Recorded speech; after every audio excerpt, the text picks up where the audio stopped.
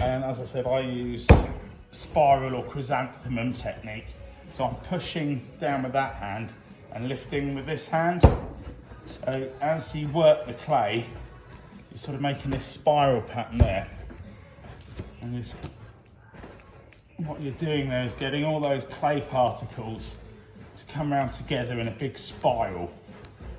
And it's just bringing all the clay together. And it's also, each time you make that little fold in there, it's pushing out any little air bubbles. They're breaking out the surface as you go round. It's sort of forcing them out. A bit like when you're playing with silly putty. And then we could do that. I normally do this about 30 or 40 times. And it gives me a nice shape like that. And it depends what you're making. I normally use scales to measure it, but we're just making a generic thing. So we'll make a generic cylinder if we can. So that's probably, I don't know, about 1 kilo of clay. Look. A bit more, 1,400. So quite a nice big bit. And then we really want to slap these together. Sometimes that you can then give them another little wedging just to make sure they're all lined up and ready to go. And then it's quite important to then compress that all back in with that big slapping motion and just get it into a nice shape, nice and even. And then we've got the wheel. It's a bit messy, this wheel, because I haven't used it for a while. I haven't cleaned it up properly. But if it's too wet, the clay's just going to slide off. But if it's dry, the clay's not going to connect at all. It's just going to pull off that dry layer and fail, basically. So I'm just going to scrape off that excess water. I want it nice and damp. I don't want it wringing. And then just put that sort of roughly in the centre there. And then what we need to do is fix this down to the bit of wood there. We do that by making it into a cone or a dome. And I've got my arm here, my elbow sits on my hip, so it's not going anywhere. So I can put my hand against there and just push to that corner, directly up there to there, and that starts to cone this off. Then I take the pad of my hand there and I link it to my other hand so it knows where it is.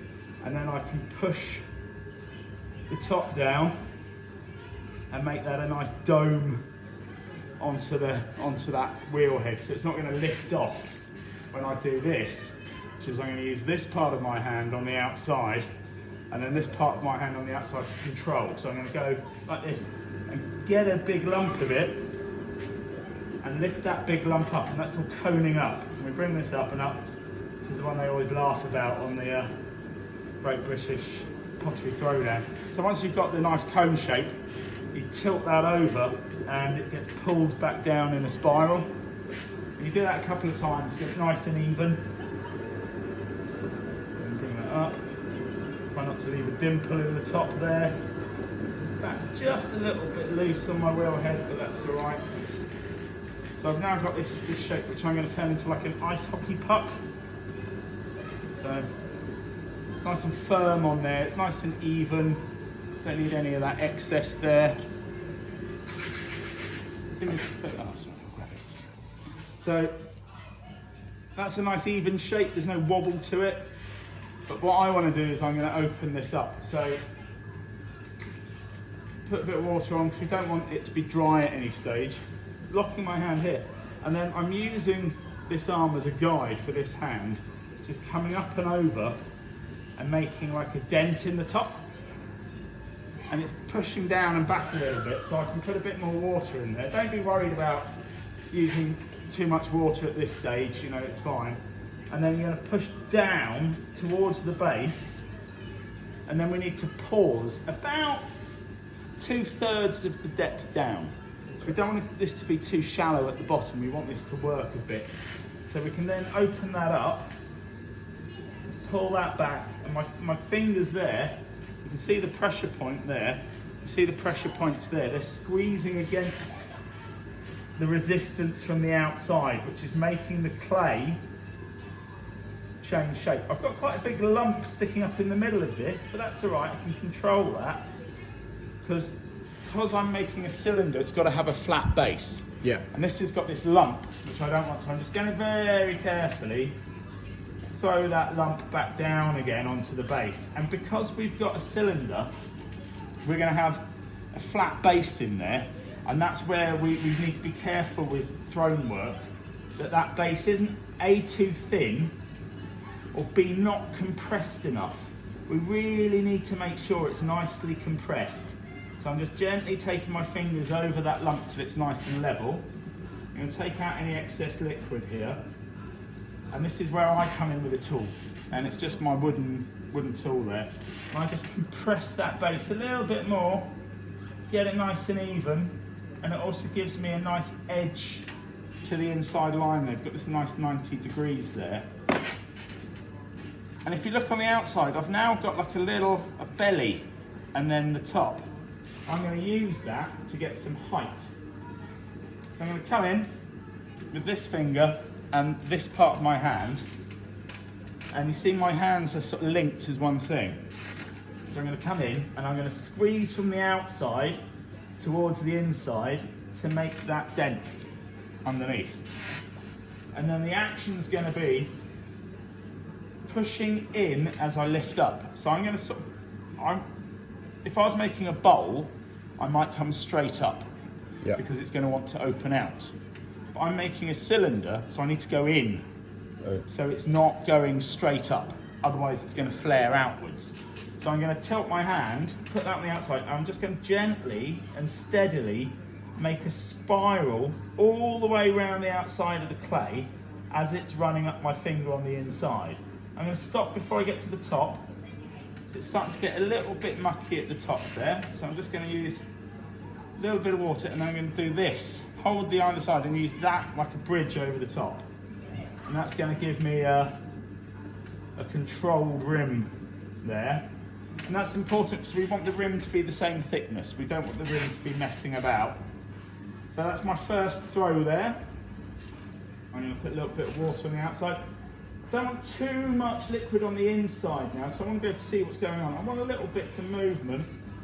And then I'm going to do the same thing again, throwing up that way. So getting a little dent, and then pulling up and in as we go. Up and in, and keep breathing. It's quite important to keep breathing. It's a real temptation for people to hold their breath as they concentrate. And if you hold your breath when you're concentrating, you end up running out of oxygen. And the running out of oxygen causes two things. You get a little bit of carbon dioxide build up in you because you're concentrating and putting effort in, which gives you a slight shake. But it also means that because you're a little bit low on your oxygen levels, you're not concentrating. So you holding your breath to concentrate is, by the very fact you're holding your breath, stopping you from concentrating. So breathe. If you can talk yourself through the process without annoying the person next to you to death, it's a really good thing to do. Like when you're learning to drive, if you constantly say about your hazard perception as you're driving, it helps. Now what I'm going to do is, I've got this shape here. I could put another throw in by hand. I could put another lift up, but I want to even this up. So I've got my wooden tool again. And I'm just going to come in, instead of using my finger, I'm using that bit of the wooden tool. I'm going to come in, and if you look, I'm still trying to make contact from this arm to that arm. Don't let your elbow go out, keep your elbow tucked in, gives you a bit more stability. I can go.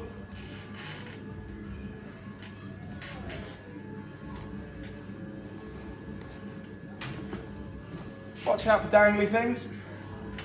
What's a dangly thing? And then we're just going to use that tool instead of my finger, but still putting the pressure through to the finger on the inside. We're just going to do that spiral pattern up again. Still slightly in, because we don't want it to flare out too much.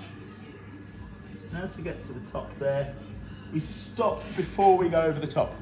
Because otherwise what happens is this spiral becomes a nick as it goes through the top, like a thread. We don't want that. We want to keep that as a nice, solid, round piece of clay there. And see, I slightly tilt that back just to control it. I've often got a little piece of chamois leather soaking. Oh, it's there. And then you can use that little piece of chamois leather because when it's wet, it gets really soft. So I can use that instead of that bridge and put that really nice controlled rim on. And now I'm just going to tidy up a bit, I think. So we're just making a cylinder like a basic vase shape. So I can come in with the tool, try and straighten that spiral up a little bit. Realise my elbow's going up there, so I'm just going to tuck round and come back in again. Because if my elbow's sticking out, what happens is you don't have that control. Because your elbow's out here, you don't have that control. So we've got that basic cylinder shape. Just going to clean that off. And then I use a metal tool normally, if I can find it. In fact, I think it's just over there. Wait, give me 1 second. Have a little look at that.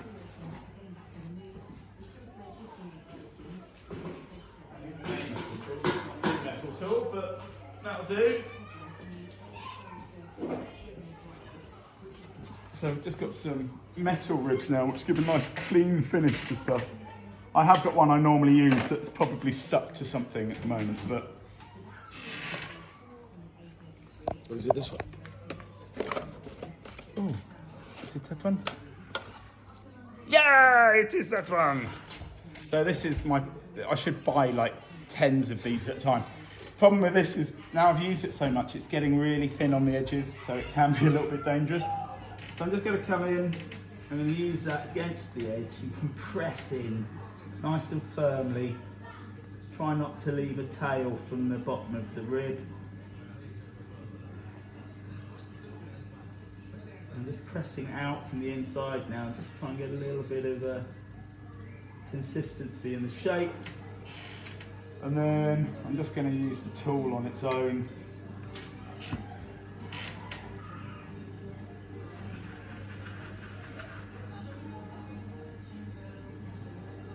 And it's often the finish which changes with different potters and how they treat things.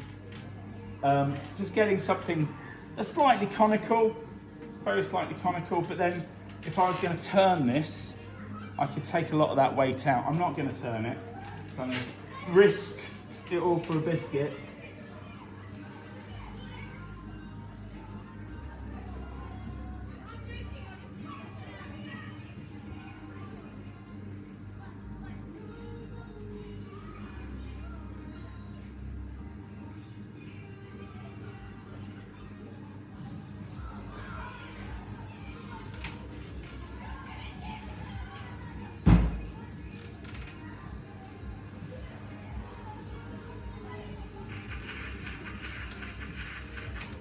And then depends how you want to finish things. Like we're looking at Oriental stuff, and they finish things in very simple ways.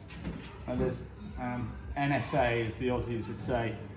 Like my finishes on a lot of my pots are quite complex because I use the little formers where I've taken the details out and things. But you know, that's a lot of stuff, and it's quite contrived. So it's not really very spontaneous. And a lot of the Japanese stuff is about spontaneity and serendipity and the movement of stuff. So I'm just trying to find a little tool in here. If not, I'll just use that and keep it simple. So I've got a little pointy end there. I'm just going to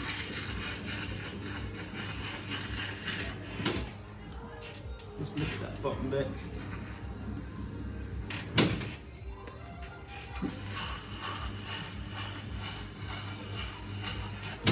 And then when I wipe that back, I can get rid of any little turns of clay there.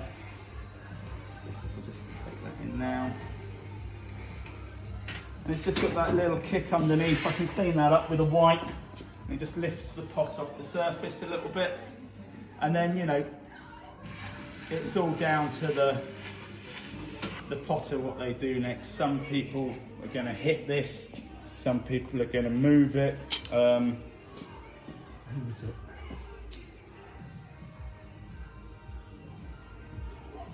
There's a guy who used to come into the Royal College who'd just take his pots and then go.